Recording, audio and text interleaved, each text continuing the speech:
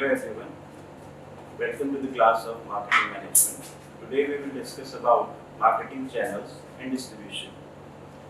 Management of distribution is called the third P or place in marketing.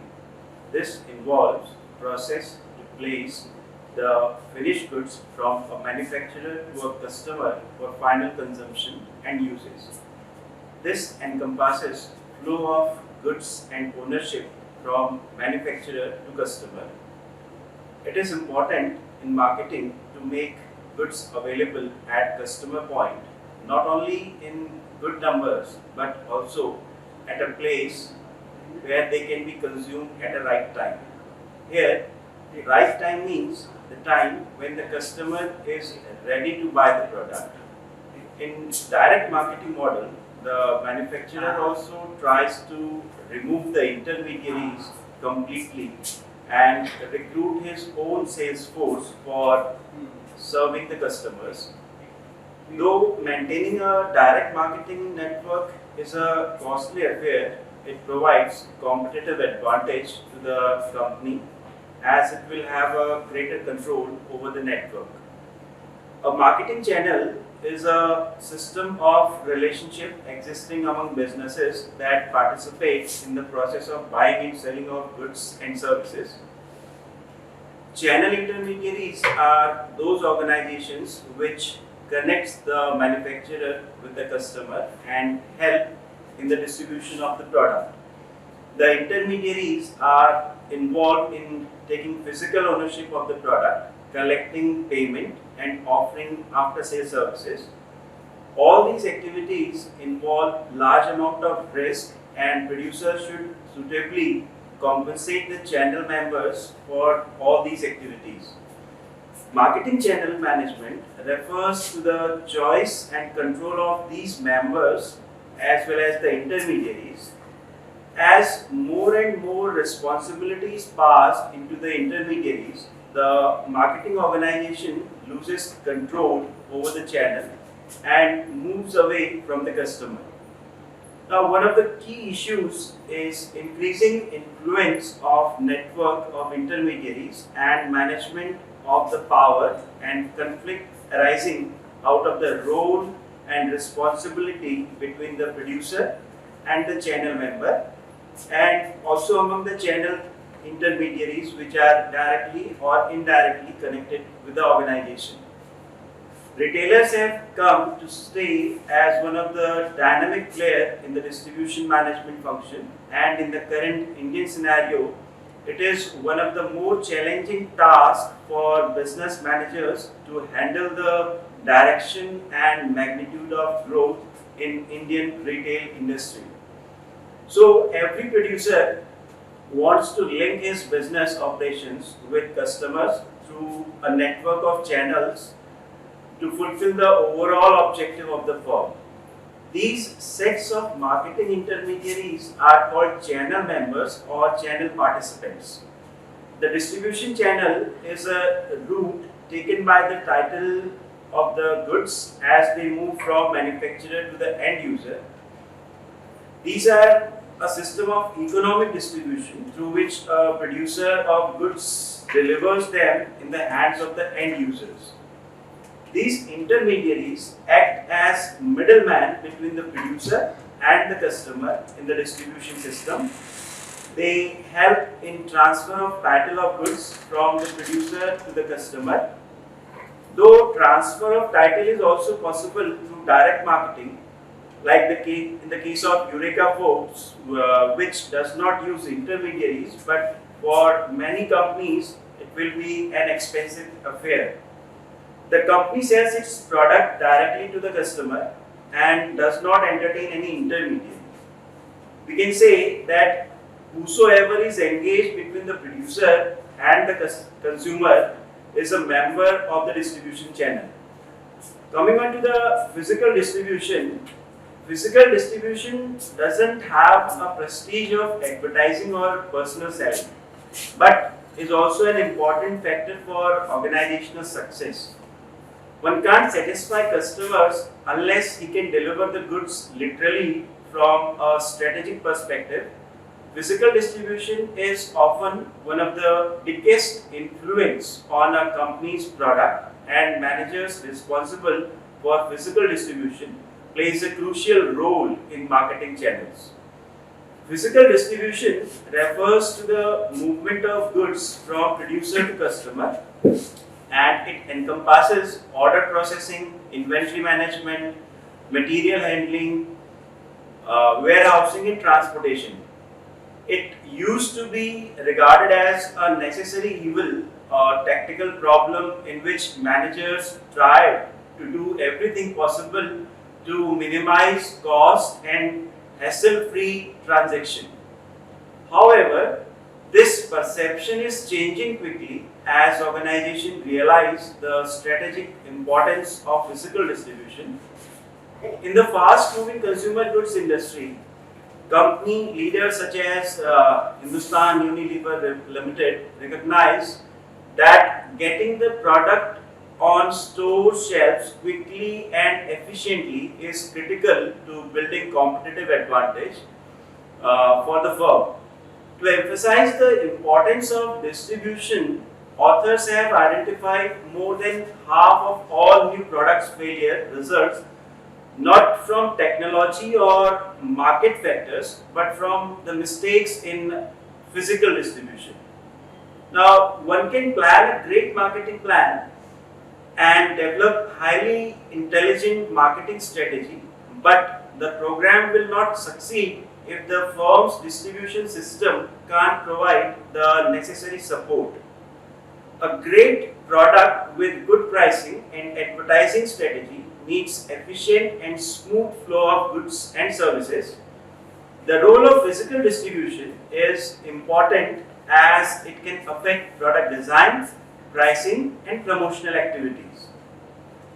Therefore, before distributing the products physically, we have to take into account the various types of distribution channels, and the arena for competition in a free market system is the marketing channel. It is the marketing channel that determines the success or failure of an enterprise or of individual initiatives. Marketing distribution channels do not have uniform dimensions. A channel may be zero level, we can say it is a type of direct level or direct channel having no intermediaries, or maybe of different levels having many intermediaries. Historically, marketing channels have been described as neatly arranged alignment of independent firms. So we have different levels of channels, like because of the wide variety of channel arrangements that exist, it is difficult to generalize the structure of channels across all industries. Different kinds of products demand different kinds of distribution channels. By channel level, we mean how many intermediaries are there between the producer and the consumer. Distribution channels are usually of two types, namely the zero level channel or direct marketing channels and indirect marketing channels. The direct marketing channels or zero level channels has no intermediary, and in this distribution system the goods go from the producer direct to the consumers. Companies uses their own sales force to reach the consumers. They do all the channel functions. A successful direct marketing company is Eureka Forbes, which markets vacuum cleaners in Indian market. Coming on to the indirect marketing channels, these are typical channels in which a third party is involved in the distribution of products and services of a firm. Depending on the distribution intensity, the indirect marketing channels can be classified into different categories. Like we have one level channels, and in this type of channel there is only one intermediary between producer and consumer. This intermediary may be a retailer or distributor. If the intermediary is a distributor, this type of channel is used for specialty products like washing machines, refrigerators, and industrial products. Then we have one more type of channel that is known as the two-level channel. And this type of channel has two intermediaries, namely wholesaler or distributor and a retailer between the producer and the consumer. Coming on to the third type of channel, which is also known as three-level channels. This type of channel has three intermediaries, namely distributor, wholesaler and retailer. And this pattern is used for mainly the convenience type of goods. Then we have four-level channels, and this type of channel has four intermediaries, namely agent, distributor, wholesaler and a retailer. This channel is somehow similar to the previous two, and this type of channel is used for consumer durable products. Now, in addition to the above mentioned channels, different types of combination of channels are also possible. And there is no right type classification of channels. The use or selection of a channel also depends on the type of product under consideration. For a consumer non-durable and perishable product, the channel should be short, and for consumer durable, it can be a longer type. The industrial products are marketed through zero-level or direct marketing channels. Agricultural products have longer channel due to the distant and distributed location of the consumer. Companies can also prefer or select manufacturers' representative and sales branches for marketing industrial products and services. So, for different products, there can be different kinds of channels. A traditional channel symbolizes forward movement, whereas a backward channel covers centers like redemption centers, community groups, trash collection specialists, recycling centers and central processing warehouses. We have different types of functions which are performed by the distribution or the marketing channels. A distribution channel moves products or goods from producer to consumer. It overcomes the major time, place and possession gaps that separates goods and services from those who would use them from those who would make them. Marketing channel members perform many functions like buying, carrying inventory, selling, transportation, financing, promoting, negotiating, conducting marketing research and servicing. These functions are summarized and they can be summarized as, like when we are saying transportation, that is movement of inventory from one location to another and movement of final product from the point of manufacturing to the point of consumption. Therefore, performing all these functions have certain channel flows. The channel member augments the distribution function in indirect marketing. They are involved in various kinds of flows. Some of these flows are forward flows from producer to consumer, whereas some flows are backward from consumer to producer. The flow facilitates the smoother distribution of product and services. These flows are based on various functions undertaken by distribution channel members. There are few flows which are two-way in nature.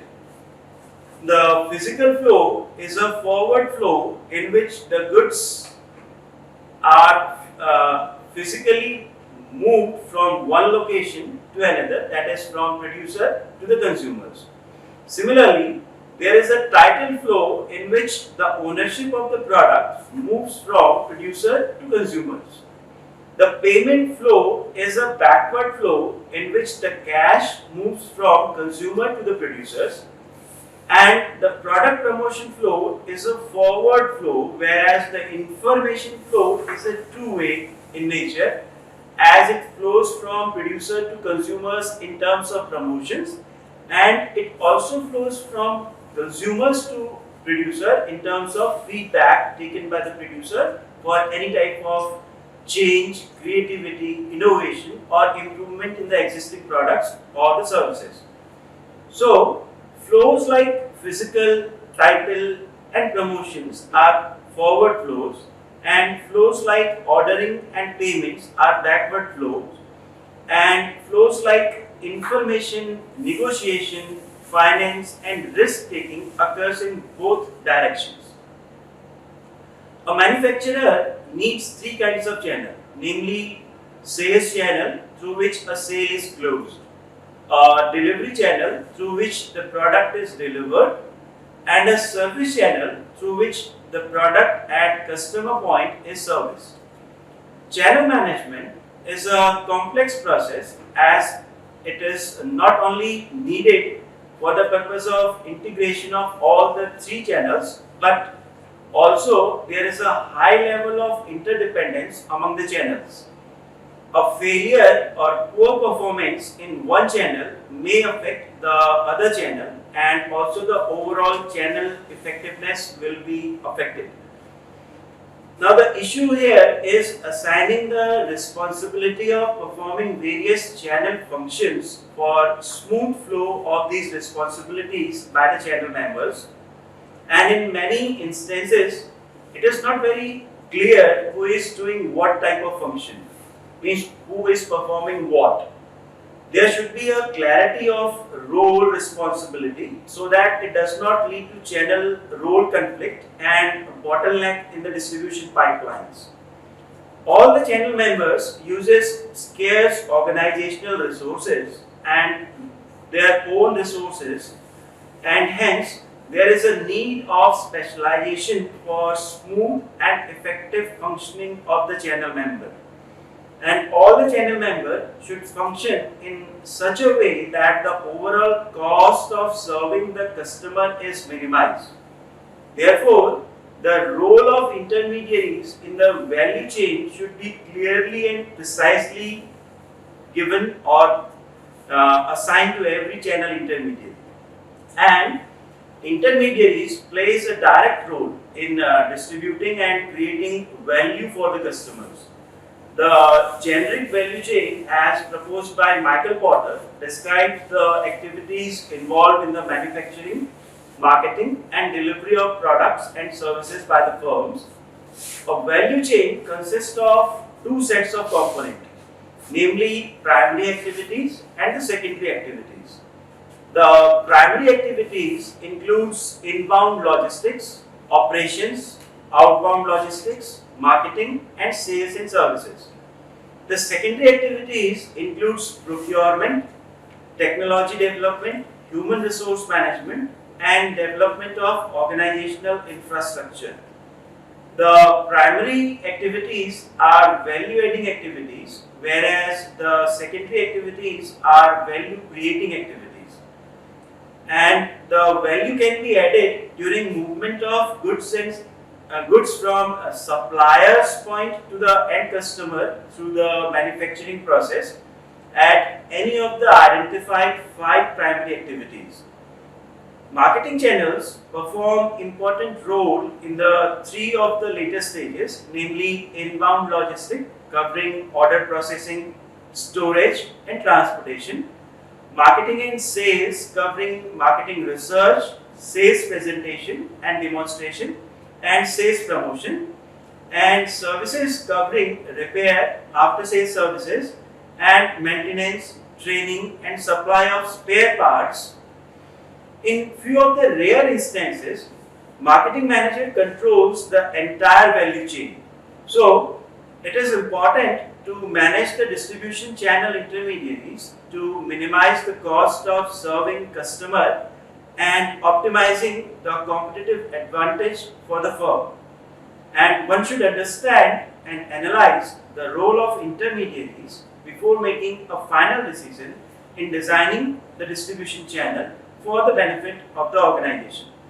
So, to decide or to take the decision regarding the channel design, which is one of the most important tasks in channel management, and it should be very much effective and efficient for the smooth flow of products, title, payment and information and promotion programs which are developed and implemented by the organization. A systematic approach should be followed for designing distribution channels by analyzing the demand of the customers, and this is because there may be different kinds of requirement for different market segments. The end user analysis helps in identifying an optimum flow, removing all bottlenecks and developing the desired customer value. The company should also evaluate its existing channel alternatives for sales, delivery and service to the customer in terms of efficiency and effectiveness.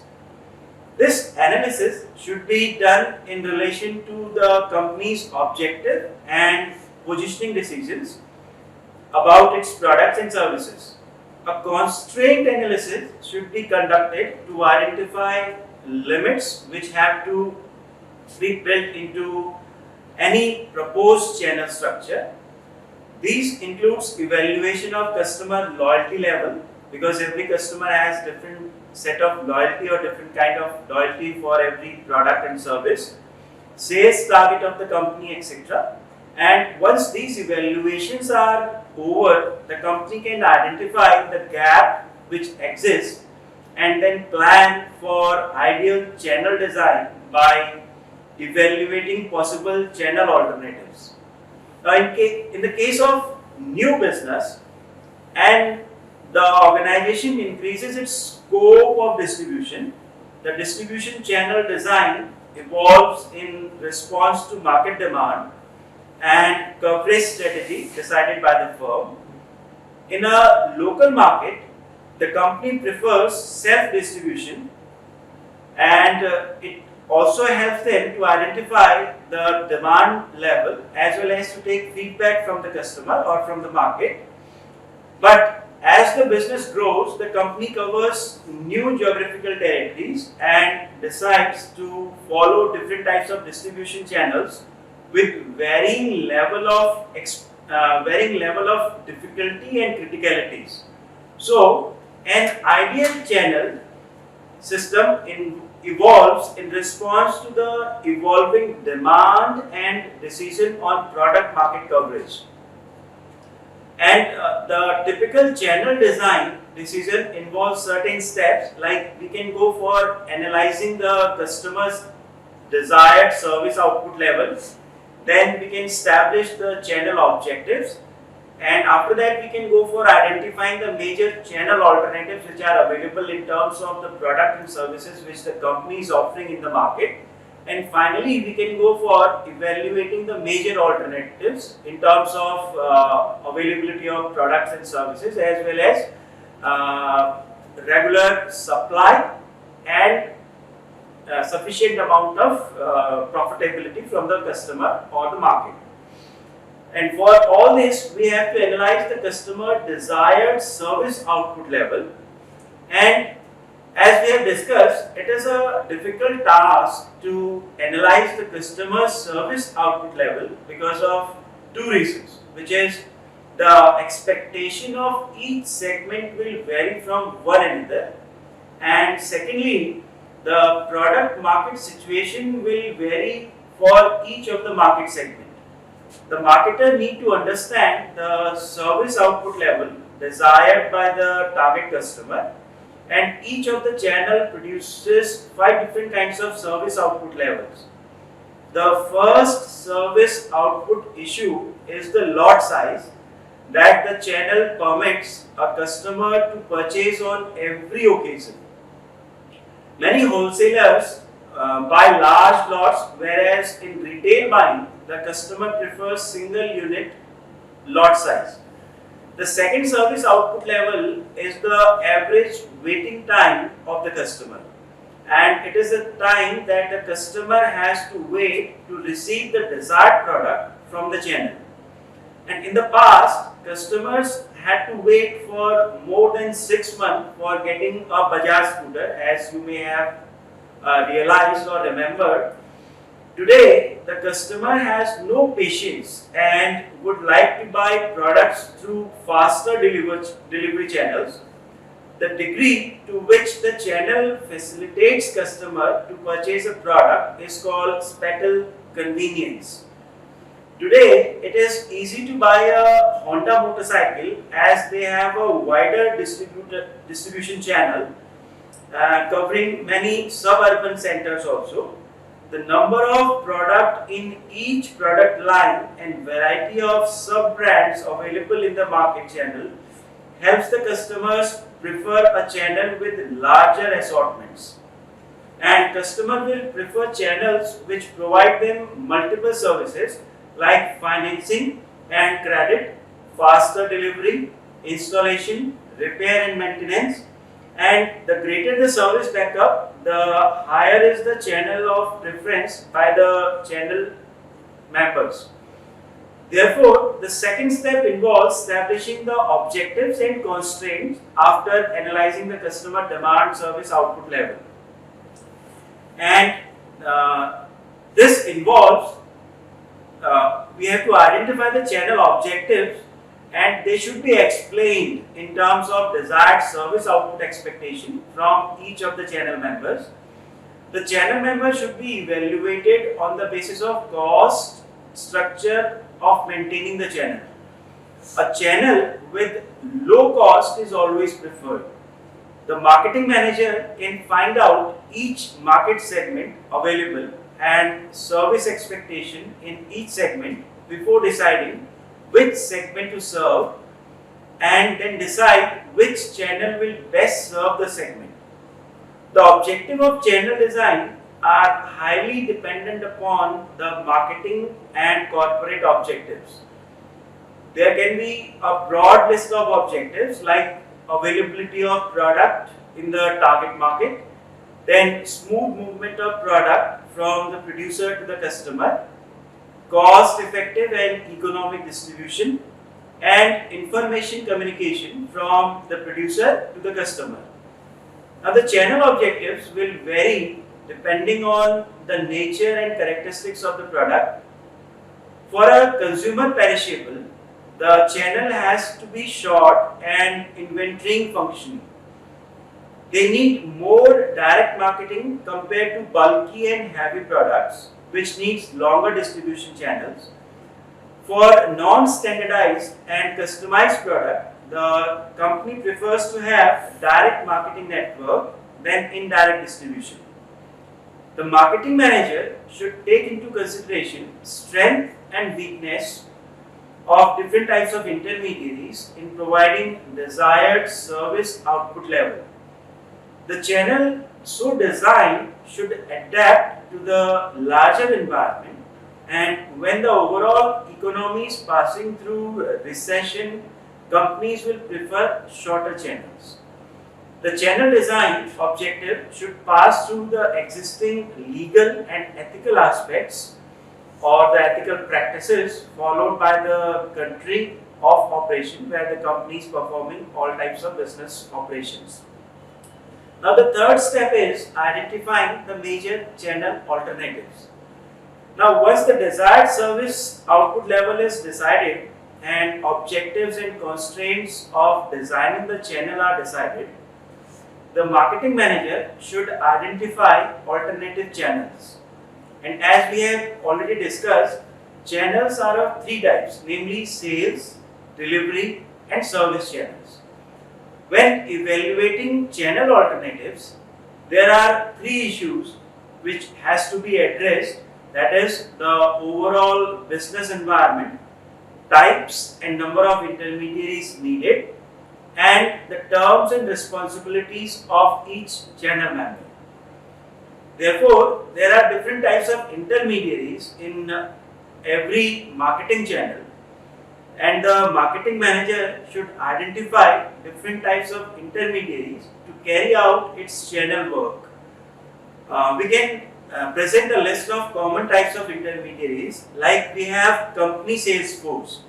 Means company uses its own sales force for direct marketing. The manager can present a list of common types of intermediaries and manager can assign sales quotas for each territory and sell product directly to the consumer. Then we can have a middleman, and the middleman prefers to just about anybody acting as an intermediary between the producer and the consumer. Then we can have agent or the brokers. Then we have agents or brokers, intermediaries with legal authority to market goods and services and to perform other functions on behalf of the producer are called agents and brokers. Agents generally work for producer continuously, whereas broker may be employed for just an deal, any particular deal. In some cases, agents sell to another intermediary, such as industrial distributors. In addition, an agent or broker can work for the buyer rather than the seller. This situation is becoming more common in real estate businesses nowadays. Then we have one more type of intermediary, which is known as the wholesaler. Wholesalers are organizations that buy from producer and sell to retailers and organizational customers. Wholesalers primarily deals in bulk and will ordinarily sell to the retailer or to the other intermediaries. And coming on to the next intermediary is the retailers, and as the last link in many marketing channels, retailers sell directly to the final consumers. They purchase goods from wholesaler or in some cases directly from the producers also. Then we have one more type of intermediary which is known as the distributor. Distributor is a general term applied to a variety of intermediaries. These individuals and firms perform several functions including inventory management, personal selling and financing. The basic difference between an agent and distributor is that while agents work on commission basis, distributors deal on their own account. Distributors are more common in organizational markets, although wholesalers are occasionally act as distributors. Then we have dealer as an intermediary, and it is again a general term that can be applied to just about any intermediary.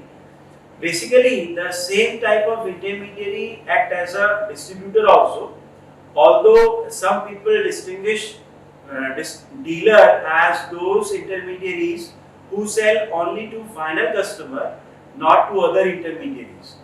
Then we have value added resellers, which are also known as VARs, and they are intermediaries that buy the basic product from producer and adds value to it, or depending on the nature of the product, modify the product also and then resell it to final customers. Then we have merchant intermediaries also, and they are intermediaries that assume ownership of the goods they sell to the customer or other intermediaries. Merchant usually take physical possession of goods they sell. Then the last one is the carrying and forwarding agent, which is also known as C&F agent. They are people or institutions that assist the flow of product and information to marketing channels, including banking and insurance. And assistance is required in services like transportation and storage, risk coverage in terms of insurance, and financial services also. Now, one of the major concern here is how many number of intermediaries are required in a particular marketing channel, and the marketing manager should decide how many intermediaries he should use for distributing the products. The decision on number of intermediaries should largely depend on the distribution strategy followed by the firm. And after a producer is selected, producer has selected the type of channel that makes the most sense of his product. The next step is to determine the level of distribution intensity, which specifies the number of marketing intermediaries that will carry the product. Depending on a firm's product, objectives and customers, the level of intensity may vary or may differ from case to case. Distribution intensity is frequently modified as a product progresses through its life cycle. And there are three kinds of distribution strategies, namely the exclusive distribution, selective distribution, and the intensive distribution.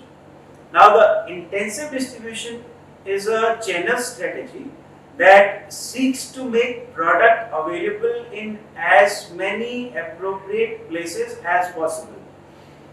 This strategy is used for fast moving consumer goods and products which are of high and frequent demand, like food items and daily use personal care product categories. Then we have selective type of distribution, and it is a channel strategy that limits availability of products to a few carefully selected outlets in a particular given market area. This kind of distribution strategy is followed by established brands and new to the market products. The company prefers to make the product available at selected outlets and promotes with adequate marketing resources and more control of the product. Then the last one is the exclusive distribution, and an extreme case of selective distribution in which only one outlet in the market territory is allowed to carry a product or a product line. This is a case when the company wants to maintain control over the market and channel, and in many instances such arrangements are exclusive in nature and companies do not allow the intermediaries to carry competitors' product. As we can take the example of two-wheelers and four-wheelers, means basically in the automobile sector and the durable also, we can go for exclusive type of distribution network. But there has to be some type of terms and responsibilities of channel members, and after identifying how many channel intermediaries are required, what type of intensity is there with reference to product and services, the next task is to determine rights and responsibilities of participating channel members. And it is the study of the marketing manager to see that the channel members become profitable also. The marketing manager should take care of pricing policies, territorial rights, conditions of sales and credit, and specification of services to be undertaken in each member of the channel. The pricing issue demands setting up the list price, schedule of discounts, and decision on equitable and sufficient compensation pattern. Condition of sales refers to payment pattern and guarantee of the producer. Many companies provide cash discounts to intermediaries, provide replacement for defective products, and price decline guarantees to motivate the channel member to procure more of the goods. The producer also guarantees territorial rights in the form of exclusive distribution to a few of the channel members. Mutual services and responsibilities includes issues related to brand and store promotion, marketing research, and information collection. The producer need to develop a channel promotion and development model for motivating channel members to commit higher sales, which will give them higher profitability also, both to the channel members as well as to the company. Then finally, we have to evaluate the major channel alternative. Now, once the list of alternative channel is selected, the marketing manager should evaluate each channel alternative to arrive at a final decision. The channels should be evaluated on the basis of three criteria, namely economic criteria, control criteria, and adaptive criteria. Each channel member can optimize his output level in terms of sales and services and hence achieve a different kind of economy of scale. The marketing manager needs to decide whether a company owned sales force or an intermediary channel will be economically more sensible for the firm to pursue. The first level of choice is between the zero level channel called the direct marketing and alternative channel levels. The next decision is to estimate the cost involved in selling a certain number of units in each of the channel. And finally, the marketing manager should compare the sales and cost involved in each alternative channels to arrive at a most economical channel. However, the economic criteria alone should not be used for evaluation of alternative channels. The marketing manager should also see how much control he can exert over the channel as well as on the channel members. Large retail malls are economical, but the level of control that manufacturer can have on the large retailer is minimum. A small time retailer alternatively may concentrate on maximizing his assortments traffic rather than selling a company's brand. The market structure changes between economies and also affects the adaptability of firms to the evolving marketing environment. Hence, the marketing manager should look at the scope of adaptability of the channels before arriving at a particular decision. The channel members should make a commitment for the product for a certain period of time and should support the product when the marketing condition changes for the product. Hence, the adaptability criteria should be used for evaluation of alternative channels. So finally, we will come to the channel management decisions. Channel management decision means once the channel is selected after careful evaluation, the channel member should develop channel management strategy for the selected channels. The channel management decision involves selecting, training, motivating, evaluation and modification of channel members, and it has a sequential order like selecting the channel members, then training of the channel members, then motivation of the channel members and evaluation of channel members, and finally modification of channel arrangements if needed. Now, first step is selection of channel members. The ability to recruit and use intermediaries varies from producer to producer. Some powerful brands owner can always go for stronger distributors and deeper distribution also.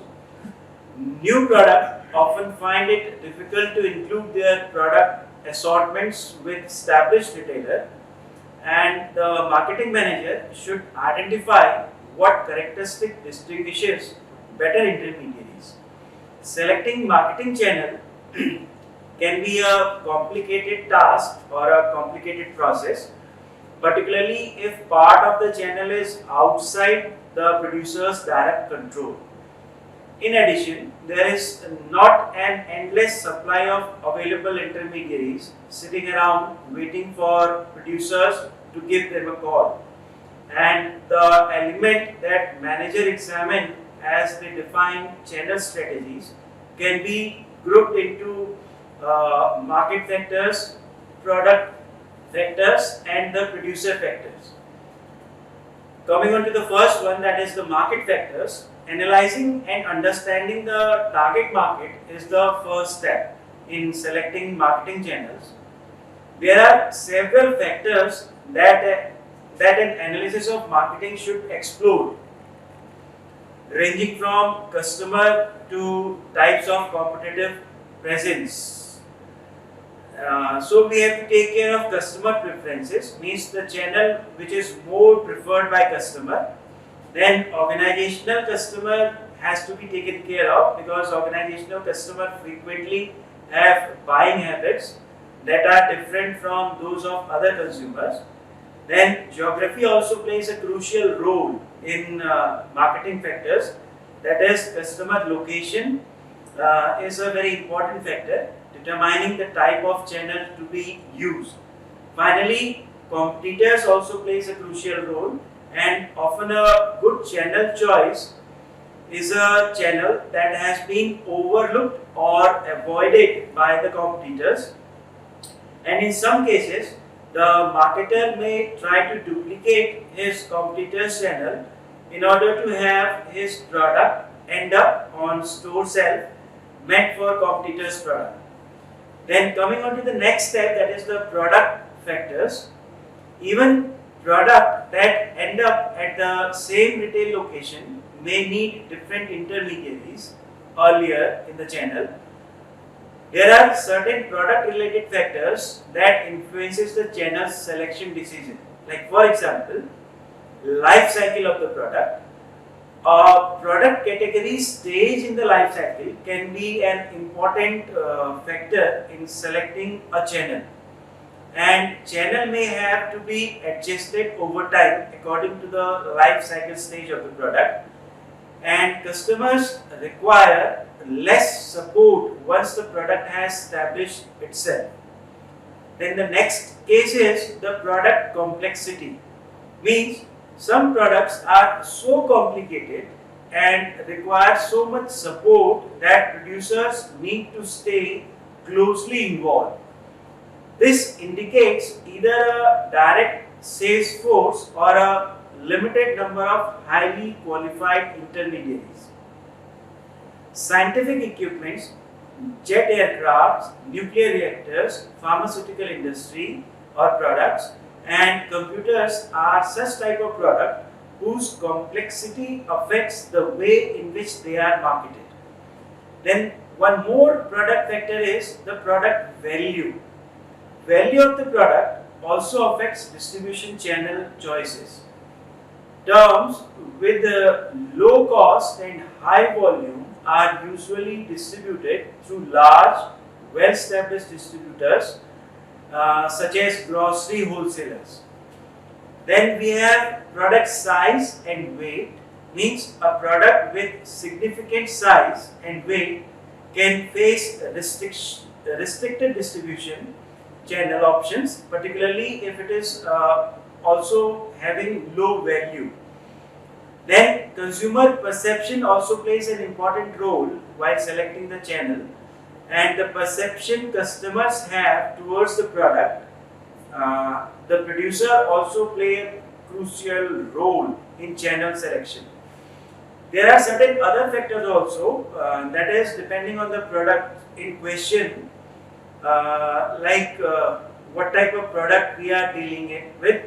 The product may be fragile, or the product may be perishable in nature, or whether or not it requires significant customization, that will also be taken care of.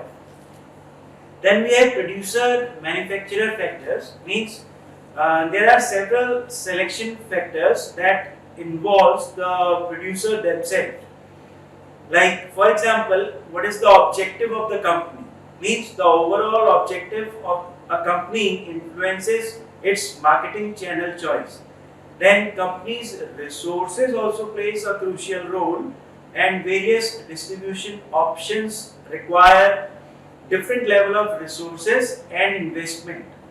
Then desire for control is another important factor, and the need to control various aspects of marketing process influences producer's selection of the channel system.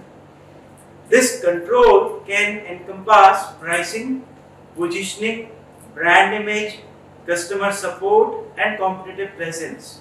And finally, breadth of the product life. Means the producer with several products in a related area faces a channel situation that is different from those with one or few products. Then finally, coming on to the training of channel members, which is one of the important tasks to train various channel members, and it is also important because once appointed, intermediaries becomes internal customers for the firm. And secondly, in many instances, intermediaries represent the company and its products to the customers. So training program can be on selling skills, means improving different types of selling skills and techniques, on business processes and other soft skills which are required to serve the end customer. The training program should cover customer contact and interaction management, selling skills, relationship building skills, and business development skills also. The company should undertake a continuous training calendar for its various type of employees as well as the intermediaries or the channel members. And finally, after training the channel member, we have to motivate them. Now, channel motivation involves developing compensation management programs for all the channel members and also giving non-fringe benefits to the channel members for building long-term loyalty and benefits. The idea of developing a channel motivational program is to build their capability to perform better and take additional responsibility on behalf of the company or the organization, and it should also improvise its channel offering to provide superior value to the customer and channel members. The marketing manager should understand his need and then design motivational programs to stimulate peak level performance. The relationship should be developed based on mutual cooperation, trust, and scientific distribution programming. The most challenging aspect is gaining intermediaries' cooperation, for which one need to use positive motivational tools like higher margins, cash discounts, quantity discounts, cooperative advertising, advertising allowances, and point of purchase displays. Many marketing managers also use negative tools like slowing down of distribution, reduction in cash allowances, and credit period to threaten them to commit for higher sales. However, with the changing competitive landscape, marketers are more towards relationship building through partner relationship management program known as PRM, permitting vendor integration with organizational supply chain system, and motivating intermediaries for quality function deployment known as the QFD programs in their business processes. They develop clear communication lines regarding their expectations and what reward the intermediaries are likely to get due to their commitments. The company deploys distribution programming in which a planned and sustained effort is made to develop and professionally manage vertical marketing system that take care of both the marketer and the intermediary. Under the PRM, which is known as the Partner Relationship Management Program, companies have started setting up departments known as Distributor Relationship Management Department to take care of the evolving need of customers and the intermediaries. Now today, companies are dealing with distributor as customers and plan joint merchandising goal setting, inventory management, space and visual merchandising plans, and retail sales training programs with them. The company must motivate the channel members to realize their potential. A company should make use of some motivational strategies like they can go for relationship marketing. Means relationship starts on the premise that in a variety of products, mass marketing has run its course and that conventional method of advertising are not delivering the kind of results they are supposed to. Here, companies like the Tupperware, Avon, Amway, Modicare do not distribute their products through the traditional distribution system. Relationship marketing puts stress on companies' relation with the distributor. A good relationship with the distributor will create long-term relations and improve the sales also. And there are certain benefits and costs offered to intermediaries, and the company should offer various benefits to the distributor, and these as well as the reimbursement expenses will create a positive impact on the distributor. The company can offer certain other benefits to the distributors like reduction in the amount of capital employed by the distributor, lowering the operating cost, availability of specialist services, reduction of overall risk, customer finance schemes, increased sales promotions, and etc. Then we can also go for cooperative programs like cooperative approaches.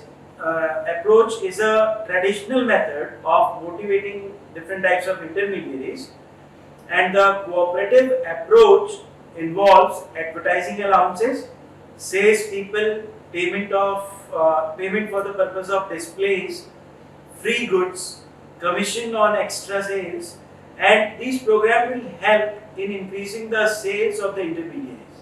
Then we can also go for distributor advisory council, which will help in boosting up the morale of the distributor as well as the sales. And in distributor advisory council, a council of distributor is formed, which gives the opinion of the distributors to the company.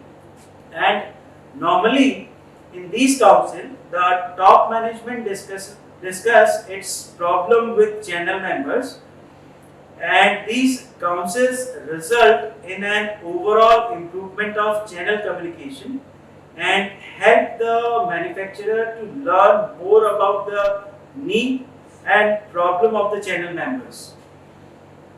Then finally we have to go for evaluating the channel members.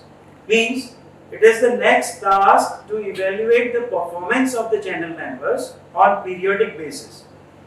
The marketing manager may set up standard evaluation benchmarks like sales quota, market share, average inventory carrying levels, customer response and delivery time, uses and management of unusable and damaged goods, and cooperation in sales promotion and channel employee training program organized by the company.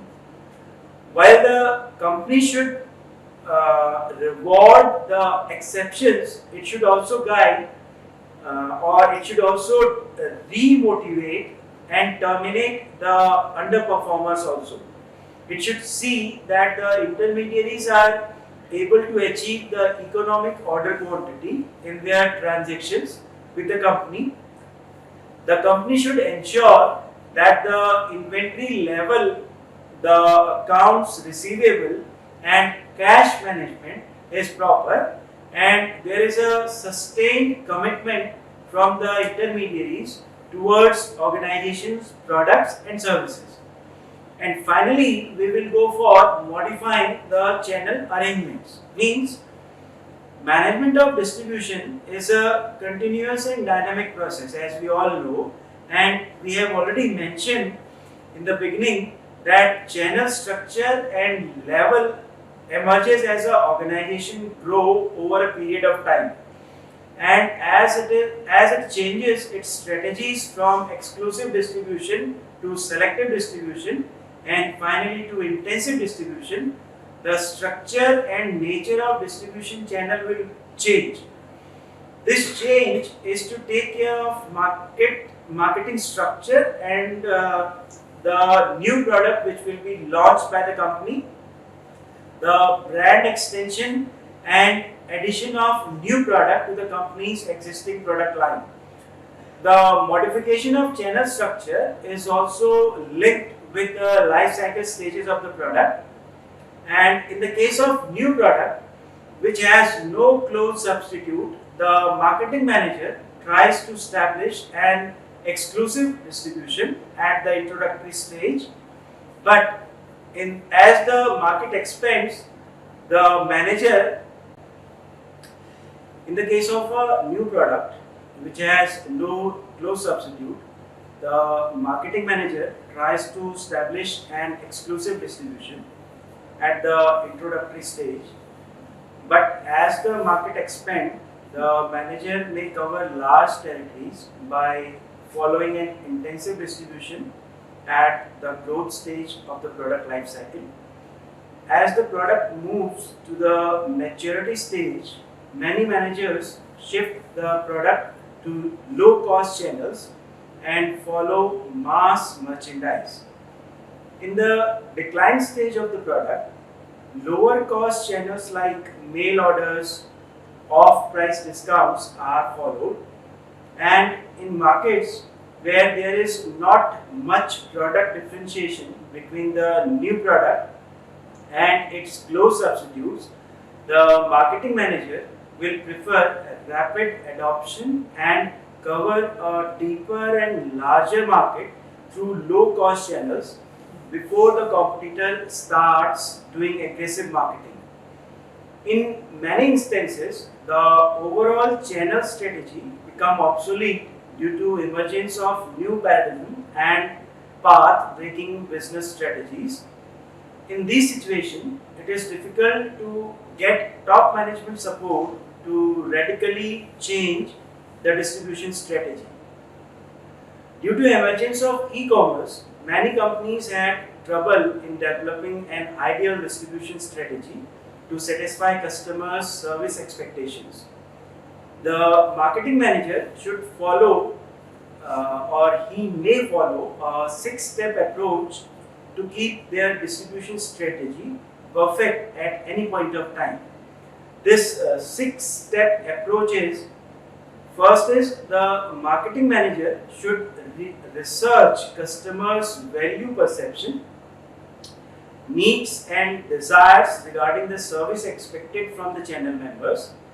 Then compare and contrast the existing distribution system of the company with its competitor with respect to customer requirement. Number 3, find out the service output gap that need immediate attention for correction.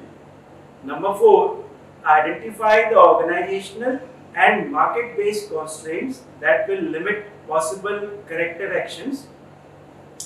And number 5, develop or modify the channel solution. And finally, implement and monitor the modified distribution channel. Discussing all this, we will go for channel dynamics. Channel management is not a static phenomenon. It evolves over a period of time, and since there are many players involved at different levels, managing a channel is the most difficult and dynamic task for a marketing manager. New formats of distribution emerges, and also new retailing institutions are taking birth as economies progress. The emerging market system includes vertical, horizontal and multi-channel marketing system. So we will go for different types of marketing systems which will affect our channels, and we have to make appropriate strategies accordingly. Therefore, we will discuss them one by one. First is the vertical marketing system, which is also known as VMS. It refers to a distribution channel structure in which the producer, wholesaler and retailer act as a unified system. One's channel member owns the other because he has much power that all other cooperate in sales, delivery and service. The primary channel participants are retailer, wholesalers and the manufacturer. The traditional channel has an independent producer, wholesaler and retailer.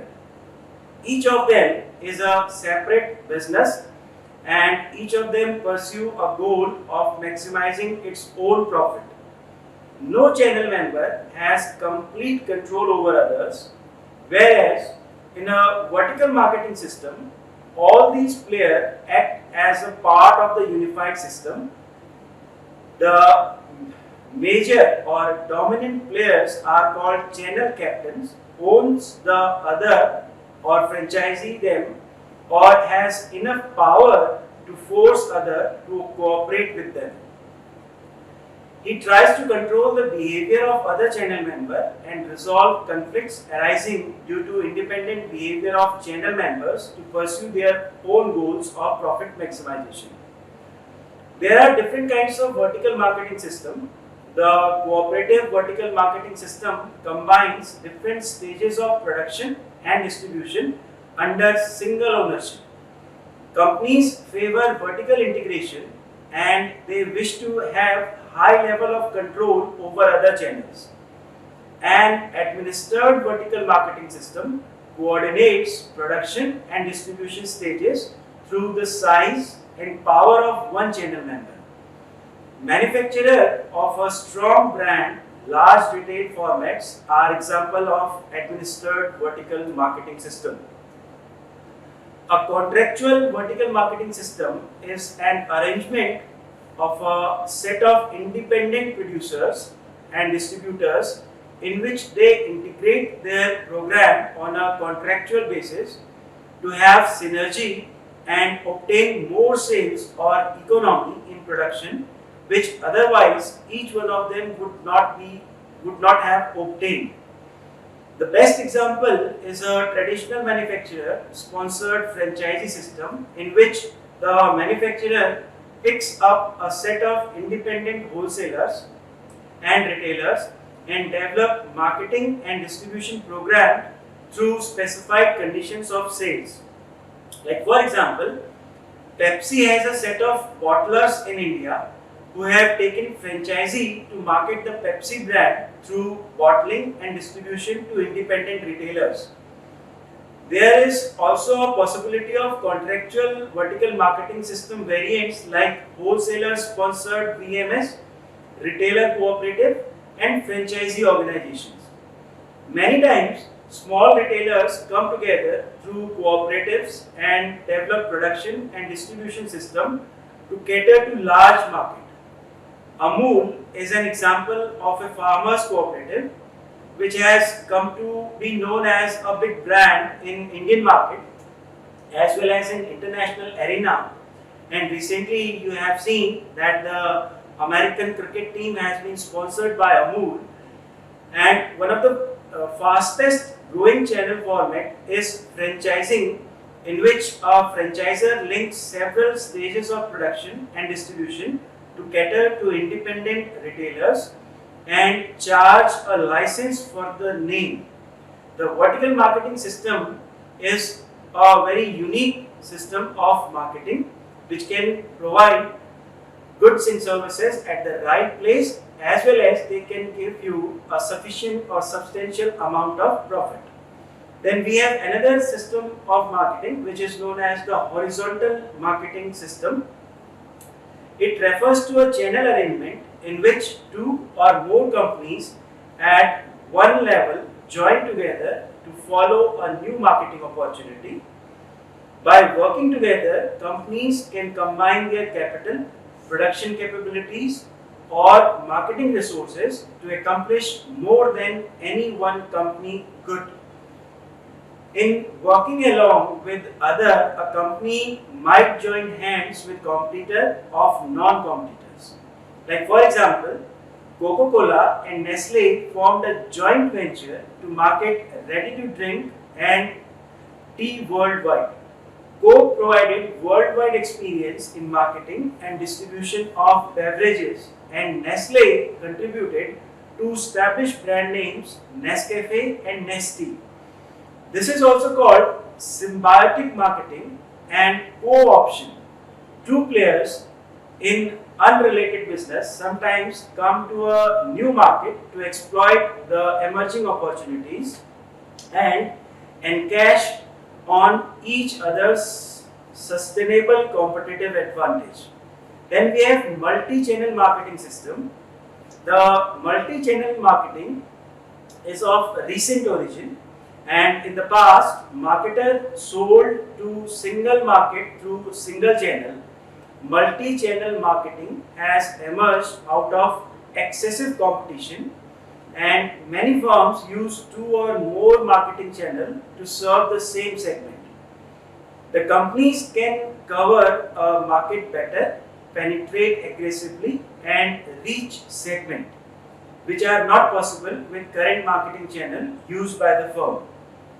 This is also help us in lowering the channel cost, as companies prefer adding low cost channel to the existing channels to bring more efficiency to the current distribution system. By adding newer channel, companies can customize their offerings for specific high value customers and maximize the profitability also. However, the manager has to be very careful about the channel conflicts and control problems. It is possible that two alternative channels are doing prospecting to the same customer. The new channel may be more independent in nature and create problem in channel cooperation. Companies should use different channels for marketing to different segments of customer.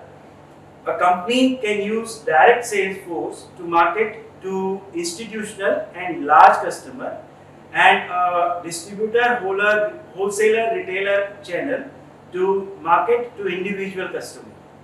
And in this way, the company can optimize its structure through key account management and clear-cut account ownership. Therefore, now we will come to the basic or the primary channel participants. The primary channel participants are defined as businesses that acknowledge their dependence upon one another in a channel arrangement and assumes risk during the value addition process. The primary participants are manufacturers, wholesalers, and retailers. Coming on to one, the manufacturers, the process in which materials and components are joined into product is typically called manufacturing. A manufacturer is one who produces the product. Manufacturer represents significant and highly visible channel participants because they produce product that become the primary concern of the overall distribution process. Manufacturing activity creates firm utility. Manufacturing in combination with agriculture and mining serve to generate a flow of product, services, commodities and material that ultimately become the local concern of the marketing channel. The balance of the distribution process serves to provide a variety of many different manufacturers' product for wholesaler, retailer and customer. Manufacturers take a significant risk with creation of their product. Manufacturers of automobile, appliances, food, clothing, pharmaceutical are not visible to the consumer or the consuming public. This brief introduction of manufacturer service to highlight the complex nature of the overall production process that derives many channel arrangements, and the specific nature of a manufacturer has a great deal of impact upon the choice of which channel arrangement to use. There are certain key issues in determining the channel requirements, and while a manufacturer faces an agenda of issue related to finance, marketing and industrial relations, attention to focus on selected topics that directly impact marketing channel arrangements. The key issue related to this are product proliferation and dynamics and total quality initiatives which has to be implemented by the manufacturer. These two issues are significant drives for a typical firm in determining how channel requirement will be determined. Now we will discuss these two issues.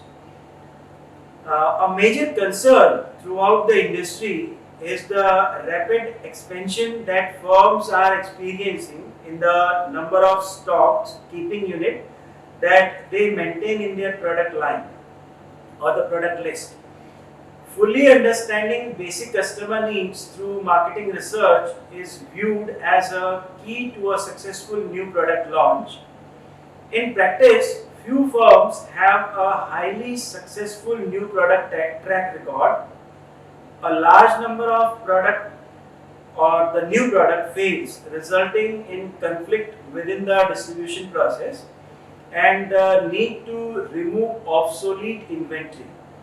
The product life cycle is useful for planning marketing and distribution strategy.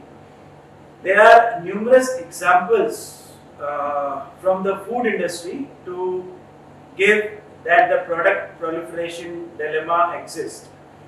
The industry is characterized by a constant effort on the part of manufacturers to introduce new products for distribution. Retailers and wholesalers want to enter into an arrangement with manufacturers in which they agree to buy all unsold inventory back to the retail price if the product fails.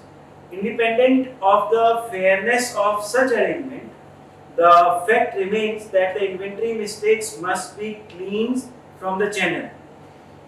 There are certain manufacturing strategies, and the most popular manufacturing strategy is flexible and focused manufacturing strategy. The goal of flexible manufacturing is to increase responsiveness of production to consumer demand. Having the capability to manufacture what is needed reduces the amount of inventory. And for this strategy to succeed, a manufacturer must have an efficient marketing channel so that the demand of the product can be fulfilled effectively in time. The goal of focused manufacturing is the lowest possible per unit cost and full safe quality. The basic idea is to adopt leading edge manufacturing technology and utilize it to the maximum capacity. Focused manufacturing requires building of significant inventories in anticipation of future sales. The operation trick is to plan manufacturing schedules to keep anticipatory inventories balanced to market demand. Each of these strategies require a different type of channel management support. The modern concept of manufacturing seeks to involve employee at all levels of the organization to effect process improvement and to take initiative related to customer service. Manufacturers, because of the nature of their brand product, are typically held responsible for performance of the entire marketing channel.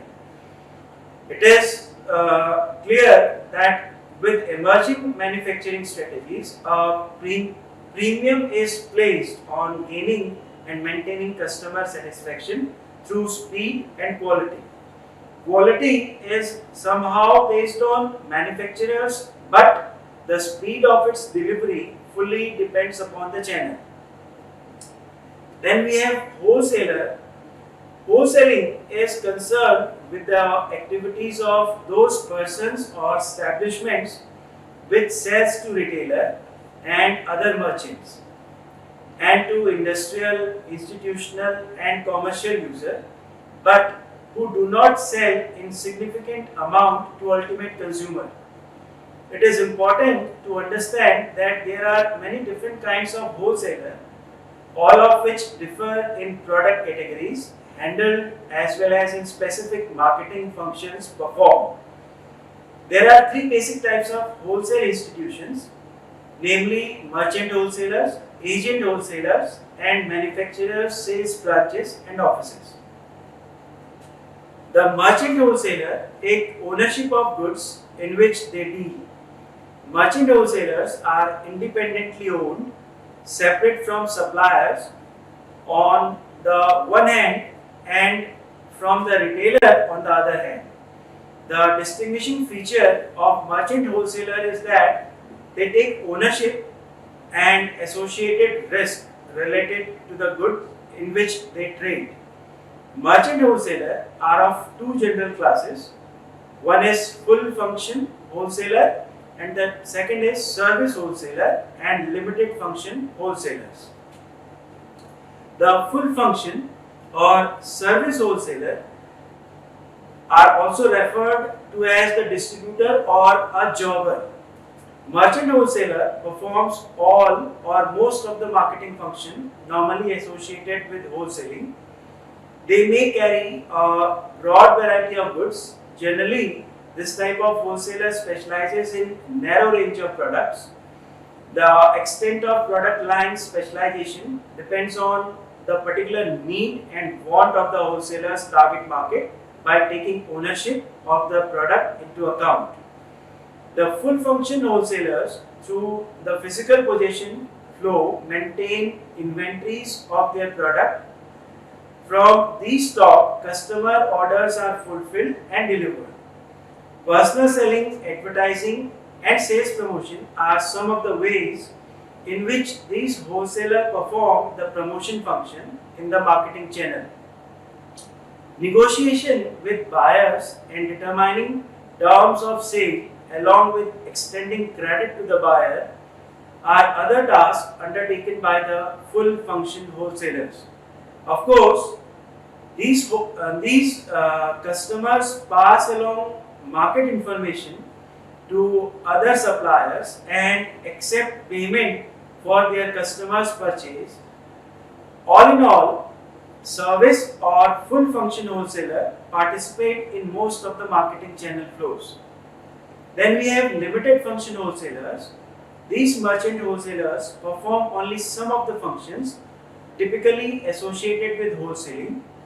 Among the more common limited function wholesalers are cash and carry wholesalers, drop shippers, track wholesalers, mail order wholesalers, producers and retail cooperatives and rack jobbers. The cash and carry wholesaler offer their small business customer no credit or delivery, nor do they provide their customer with much in the way of managerial assistance. They generally operate in the small business market. Dropshipper do not take possession of goods they handle, therefore they do not store inventory nor provide delivery to their customers. By taking ownership of the goods, they carry risk for both their suppliers and their customers. Natural resources like coal are typically marketed through drop shippers. Truck wholesalers perform limited function because their inventories are carried on their trucks.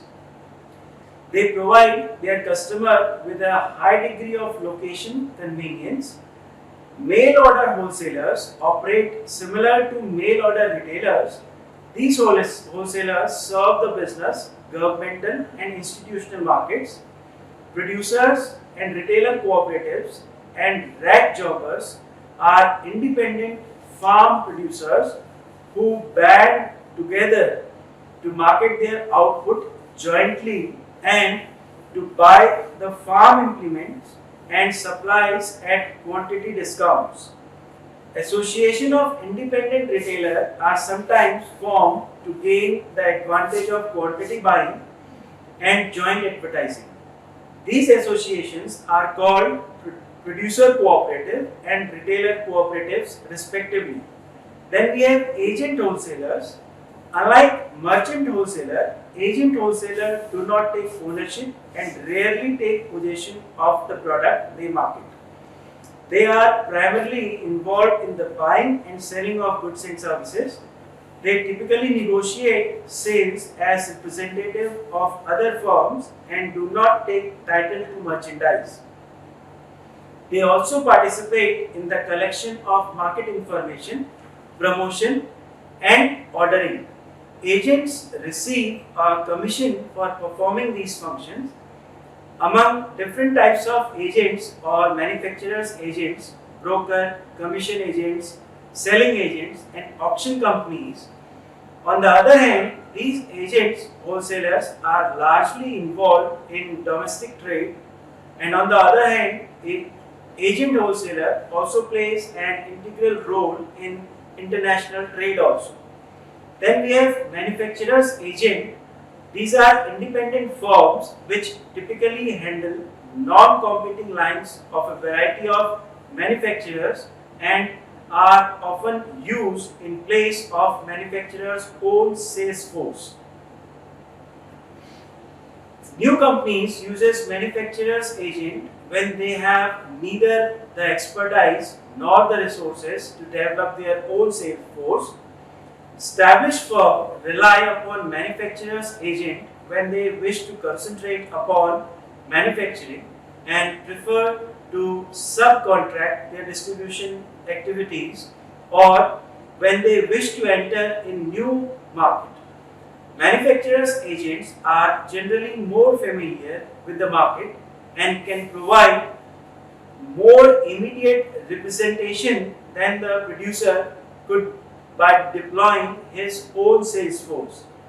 Then we have brokers, which are commonly used in the retail industry or the real estate industry, where they negotiate the buying and selling of property as well as negotiate its rental and leasing.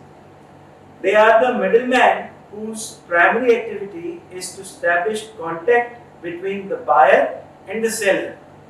They negotiate and facilitate sales and are compensated by a fee or commission. They do not take title of merchandise. Brokers play a key role in the distribution of food product as well. Many small food wholesalers rely heavily upon food brokers to provide them with outlets for their products and sources of supply respectively. Then we have commission merchants, which are sometimes also called as factors. They receive product on consignment basis and then sell them on the commission basis. They typically operate on an autonomous basis. They often participate in the physical possession, promotion, negotiation, financing, risk taking, ordering, payment and market information flow. They are most often used in distribution channel for farm produce, lumber products, where the manufacturer's identity is relatively unimportant to the buyer. Then we have selling agents, which are different from manufacturer's agent and brokers in that they normally carry a supplier's entire product line. Unlike manufacturer's agent and broker, they usually set prices and terms of sale and also undertake promotional activities. Thus, selling agents in effect act as the manufacturer's sales force and the agent wholesaler selling as agent wholesaler, selling agent do not take title or possession of the goods they handle. Finally, we have auction companies, and these auction companies invites the buyers and seller to a single physical location, either at the seller's location or at the auctions company side. And in addition to bringing buyer and seller together, auction firms promote the goods they handle and actively negotiate the sale of those goods. These wholesalers participate to a less degree in other marketing flows except for ownership. Their participation in the channel is typically limited to facilitating a transfer of ownership. They are often used in marketing channels for such products as real estate, household goods, used automobile and equipments, and machineries of all kinds. These firms also play a key role in the marketing of some commodities such as tobacco products. This is all for today's class. We will meet again. Have a nice day. Thank you.